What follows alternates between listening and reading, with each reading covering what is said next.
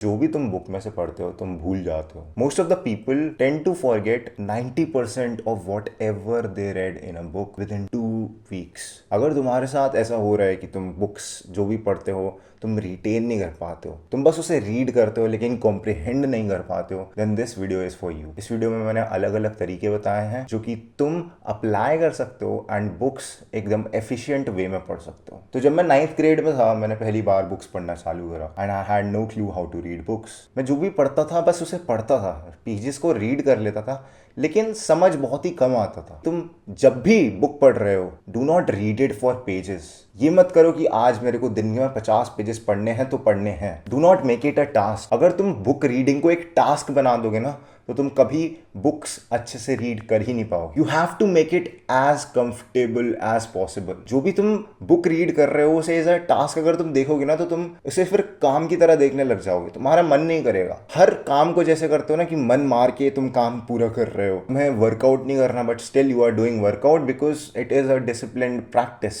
अगर तुम book reading को भी ऐसे देख रहे हो then you will not enjoy it and then you will not be able to learn whatever is written in the book. तो सबसे पहले यही करना है कि तुम जो भी पढ़ रहे हो उसको एंजॉय करो। बुक रीडिंग को एक ऐसा समय मानो अपने दिन का जहां पर तुम्हें कुछ ना कुछ नया सीखने को मिल रहा है एंड मिलेगा। अगर तुम ये मान के चलोगे तुम्हें कंफर्टेबल बनाना पड़ेगा अपने बुक रीडिंग के प्रोसेस को एंड इसको कंफर्टेबल बनाने के लिए तुम्हें एक शांत एकांत जगह में जाना पड़ेगा।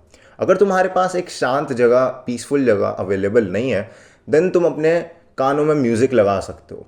म्यूज़िक बहुत ज़्यादा हेल्प करता है। मैं भी पर्सनली यही फेवर करता हूँ कि मैं म्यूज़िक लगा लूँ, कोई इंस्ट्रूमेंटल म्यूज़िक लगा लेता हूँ and then I read the book. जब तुम म्यूज़िक लगा के बुक पढ़ते हो ना you are totally focused into the book. Either you are gonna be focused into the music but usually मैं ऐसे म्यूजिक लगाता हूँ लिरिक्स ना हो जिनमें, जिससे कि मैं उन पर ज़्यादा फोकस ना करूँ और अपनी बुक पर ही पूरा फोकस दूँ। जब भी तुम ऐसे बुक पर फोकस देते हो तब तुम देखोगे कि तुम्हारी एफिशिएंसी बढ़ जाएगी। The other thing that you can do is अगर तुमसे बुक बैठे बैठे नहीं पढ़ी जाती, ठीक है, तुम हाथ पैर हिलते रहते हैं, तुम्हारे तुम आसपास देखते रहते हो, then the best way is to take the book and walk, read and walk. ये मैं करता हूँ, घूमते घूमते मैं बुक पढ़ता रहता हूँ एंड इस प्रैक्टिस ने मेरे को इतनी ज्यादा हेल्प करी है ना, क्योंकि जब भी मैं बुक पढ़ रहा होता हूँ तो आसपास की मेरी सारी चीजें चेंजिंग होती हैं एंड मेरा फोकस सिर्फ एक जगह रहता है जो कि स्टेबल होती है और वो होती है बुक। तुम सिर्फ उन्हीं चीजों पर फोकस अच्छे से कर पाते हो जो चीजें स्टेबल होती हैं तुम्हारी लाइफ में। तो जब भी मैं बुक पढ़ता हूँ तो मैं घूम घूम के पढ़ता हूँ, तो उससे क्या होता है कि आसपास की सारी चीजें मूविंग होती हैं, ठीक है, कोई भी चीज स्टेबल नहीं रहती, फोकस्ड नहीं रहती। The only thing that is focused is the book in my hand और मैं उसे इजीली पढ़ पाता हूँ। तो the best way is to घूम घूम के पढ़ो book. Now as I said in the beginning, do not read the book for the pages. तुम्हें कॉम्प्रिहेंड करना है, तुम्हें एक नॉलेज चाहिए बुक से। तुम सिर्फ वर्ड्स के लिए नहीं पढ़ रहे हो। तुम्हें ऐसा वो नहीं देखना कि अकम्पलिशमेंट की आज मैंने 50 पेज कर दिए, 60 पेज पढ़ लिया। अगर तुम एज अकम्पलिशमेंट देखोगे बुक पढ़ना then you will only read the book. तुम उससे कुछ नॉलेज गैदर नहीं कर पाओगे। Your main task, main goal is to gather the most out of that. तो जब भी तुम्हारा एक टॉपिक खत्म हो तुम्हें उस टॉपिक के बारे में इंट्रोस्पेक्ट करना है, तुम्हें खुद से सवाल पूछने हैं, तुम्हें खुद से इस मन में सोचना है कि ये टॉपिक क्या था, उसे रिवाइज करना है। एज इन जो भी टॉपिक पढ़ रहे हो उसे अपने मन में एक बार रिप्ले करो एंड उसे अपनी लाइफ से रिलेट करने की कोशिश करो।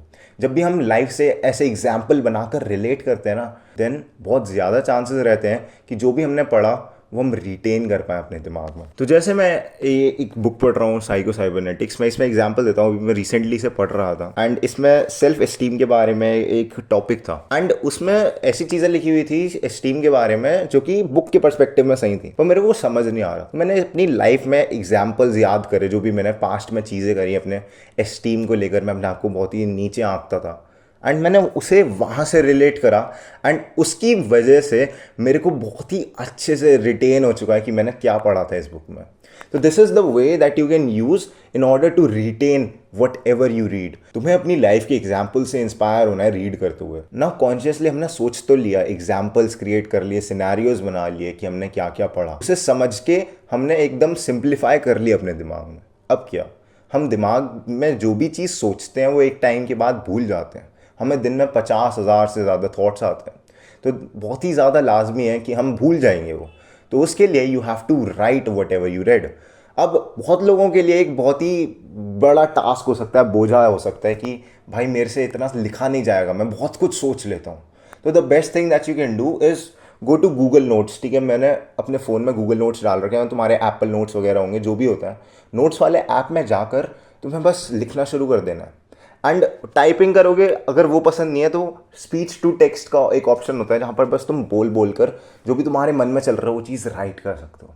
वरना तो तुम अपनी बुक में अगर तुम्हें पसंद है तो तुम पेंसिल से मार्क कर सकते हो, चीज़ें लिख सकते हो, नोट्स बना सकते हो। देखो ये बुक तुम्हारी है, तुम खरीदते हो, ठीक है, अगर बुक तुम खरीद रहे हो तो तुम्हारा पूरा हक है तुम इसको कैसे भी रखो।